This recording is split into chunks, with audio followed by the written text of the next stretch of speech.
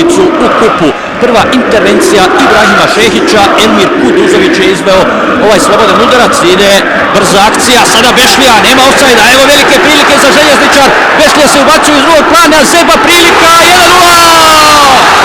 55. sekunda, Plavica Grbavice vode sa 1:0! Zeba je pogodio, neuspjela ofsajd zamka, 1:0, prva minuta, evo slavlja na južnoj tribini, otrčali su tamo i svi nogometaši Željezničara. Prvi napad imao Čelik, imao taj slobodan udarac, ali onda je sjevnula kontra, protestuju tu sada nogometaši Čelika kod pomoćnika Gorana Paradžika. Sada ćemo vidjeti, Bešlija se ubacio u prazan prostor, Marković je gurnuo ovu loptu, onda kapiten Željezničara nesebično to prebacio na drugu stranu.